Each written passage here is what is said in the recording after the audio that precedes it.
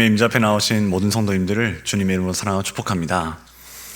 사랑하는 성도 여러분, 우리가 신앙생활을 오래 하다 보면, 또 저와 같은 사역자의 자리에 있다 보면 문득 나 자신에게 던지게 되는 아주 무겁고 뼈아픈 질문이 하나 있습니다. 그 질문이 무엇이냐면, 나는 그저 교회를 다니고 있는 종교인인가? 아니면 진짜 살아계신 하나님을 믿는 신앙인인가? 종교인인가? 신앙인인가? 이 질문에 대한 답은 사실 교회 안에서가 아니라 우리의 은밀한 삶에서 판가름이 납니다. 교회에서는 거룩해 보이지만 아무도 보지 않는 일상의 은밀한 시간, 내 이익과 욕망이 눈앞에 아른거리는 그 치열한 삶의 현장 속에서 우리의 진짜 모습은 과연 어떠한가라는 질문이죠. 오늘 우리가 읽은 창세기 39장에는 이 질문에 대한 해답을 삶으로 증명해낸 한 사람이 등장합니다. 바로 요셉입니다. 본문 1절을 보시면 요셉이 이끌려 애굽에 내려가매 바로의 신하 친위대장 애굽 사람 보디발이 그를 그리로 데려간 이스마엘 사람의 손에서 요셉을 사니라. 요셉은 애굽의 친위대장 보디발의 집에 노예로 팔려갑니다.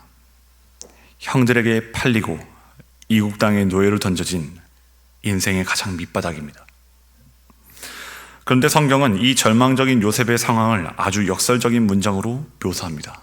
2절과 3절 말씀을 보면 여호와께서 요셉과 함께 하심으로 그가 형통한 자가 되어 그의 주인 애굽 사람의 집에 있으니 그의 주인이 여호와께서 그와 함께 하심을 보며 여호와께서 그의 범사에 형통하게 하심을 보았더라. 분명 요셉의 상황은 노예입니다. 노예. 그러나 성경은 그가 형통하다라고 선언하죠. 여러분, 우리가 자주 듣지만 오늘도 다시 한번 기억해야 할 것은 성경이 말하는 진짜 형통은 내 환경이 좋아지는 것이 아니라 하나님이 나와 함께 하시는 것이 진짜 형통인 줄 믿습니다. 자산이 늘어나고 사업이 잘 되고 자녀들이 성공하고 잘 되는 것 정말 감사하죠. 너무 감사한 일입니다. 그러나 성경이 말하는 형통과 세상이 말하는 형통의 기준에는 분명한 차이가 있습니다. 그 기준이 무엇입니까? 하나님의 함께 하심입니다. 하나님의 함께 하심. 그러므로 우리가 진정 꿈꿔야 할 것은 하나님이 함께 하시는 가정, 하나님이 함께 하시는 사업, 하나님이 함께 하시는 자녀, 하나님이 함께 하시는 성공. 우리가 정말 원해야 할 것은 내 인생이 하나님의 함께 하심을 주목하고 갈망하고 그 하나님의 함께 하심을 소망하는 것인 줄 믿습니다. 그런데 하나님과 동행하던 그 요셉에게 인생을 뒤흔들 거대한 시험이 찾아오죠. 주인 보디발의 아내가 용모가 뛰어난 요셉을 유혹하기 시작한 것입니다. 그런데 이 유혹의 본질을 가만히 들여다보시면 10절을 보면 이 여인이 몇 번이나 요셉에게 동침하자고 유혹한 것입니까? 날마다, 자주, 날마다 청했습니다. 사랑하는 성도 여러분, 죄의 유혹은 어쩌다 한번 찾아오지 않습니다. 끈질기고 집요하게 우리의 가장 약한 고리를 파고듭니다. 게다가 11절을 보시면 요셉이 일을 하러 집안에 들어갔을 때 그 집 사람들이 그 집에 있었습니까? 없었습니다. 단 한 사람도 없었습니다.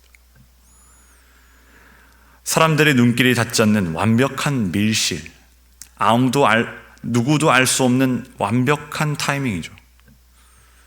이것은 단지 어떤 특별한 성별에만 해당되는 문제가 아닙니다.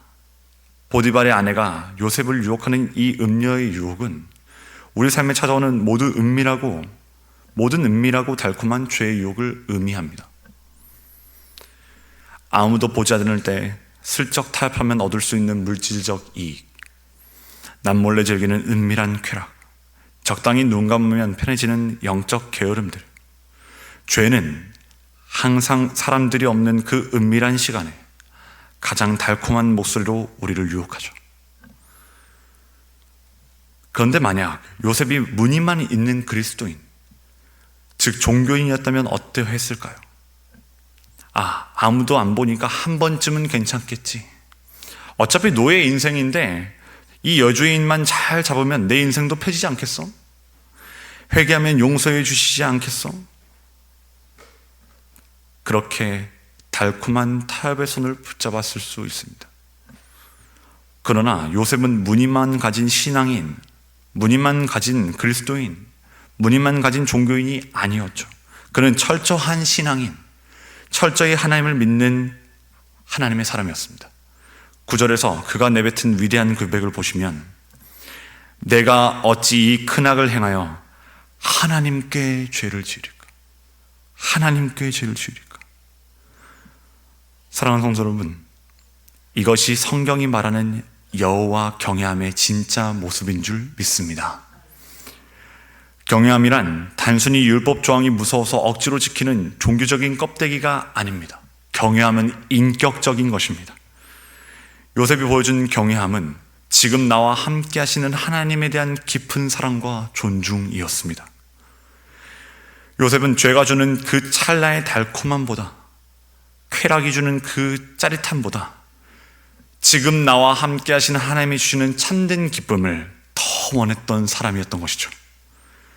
내가 이 은밀한 죄를 선택하면 나와 함께 하신 그 좋으신 하나님이 슬퍼하시고 나와 관계가 멀어질 것을 알았기 때문에 그는 단호하게 죄를 끊어낼 수 있었던 것입니다. 하지만 사랑하는 성도 여러분, 하나님 안에서 누리는 이 참된 기쁨을 지켜내기 위해서는 반드시 혹독한 싸움이 필요합니다. 기독교 희락주의자로 대표되는 존 파이퍼 목사님이 그의 책에서 바로 이 이야기를 했습니다. 혹독한 싸움이 필요하다. 기쁨을 지켜내기 위해서는 혹독한 싸움이 필요하다. 사도 바울이 말한 믿음의 선한 싸움이 우리의 일상에 있어야 합니다. 요셉이 어떻게 싸웠습니까? 10절을 보면 요셉은 그 여인의 말을 듣지도 않고 동침하지도 아니할 뿐더러 아예 함께 있지도 아니하니라, 그렇게 기록하고 있습니다. 하지 않고 하지 않는. 그리고 12절에 결정적인 위기가 닥쳐 여인이 그의 옷을 붙잡고 매달리자 요셉은 자기의 옷을 버려두고 밖으로 도망쳐 버리죠. 함께 있지 않기로 결단한 것입니다. 그녀와 죄와 함께 있지 않기로 결단한 것입니다. 우리는 날마다 무엇과 함께 할 것인가? 이 치열한 영적 전투를 벌이고 있습니다. 무엇과 함께 할 것인가? 내 욕망, 내 자아와 함께 할 것인가? 아니면 하나님과 함께 할 것인가? 요셉은 하나님과 함께 하기 위해 겉옷을 버리고 도망치는 수치를 기꺼이 감수했습니다. 신앙인의 선한 싸움은 때로는 죄의 자리에서 피 흘리기까지 싸우는 싸움이며 때로는 그 자리에서 뒤도 돌아보지 않고 도망치는 것입니다. 사랑하는 성도 여러분, 말씀을 맺겠습니다. 죄와 피 터지며 싸우며 믿음을 지킨 요셉의 결과가 무엇이었습니까? 그는 억울하게 누명을 쓰고 왕의 죄수들을 가두는 깊고 어두운 감옥에 갇히고 말았죠. 세상의 눈으로 보면 믿음을 지키려다 쫄딱 망한 실패한 인생입니다. 그런데 본문 21절을 보시면 성경은 감옥에 갇힌 요셉을 향해 또다시 이렇게 선언합니다. 여호와께서 요셉과 함께 하시고 그에게 인자를 더하사 간수장에게 은혜를 받게 하시매 할렐루야. 요셉의 위치는 보디발의 화려한 저택에서 어둡고 냄새나는 감옥으로 바뀌었지만 그와 함께 하시는 하나님의 임재는 결코 바뀌지 않았습니다. 하나님의 임재는 변하지 않았습니다.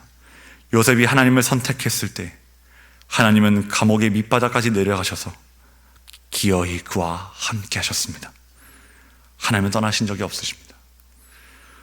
우리는 오늘 하루 누구를 선택하시겠습니까? 하나님을 선택하는 저와 여러분이 되시길 소망합니다. 우리의 힘으로는 은밀하고 달콤한 죄의 유혹을 이길 수 없습니다. 번번이 질 뿐이죠. 그러나 모든 유혹을 이기신 예수와 예수의 영이신 성령의 임재를 충만하게 누리게 될 때 우리가 참된 신앙인으로 승리하고 변화될 줄 믿습니다. 오늘 하루 수많은 유혹과 적당한 타협 앞에서 내가 어찌 하나님께 이 큰 죄악을 행하리까 고백하며 나와 함께 하시는 그 주님의 인지 안에서 믿음의 선한 싸움을 승리하는 저와 여러분이 되시기를 주님의 이름으로 간절히 소망합니다. 기도하시겠습니다.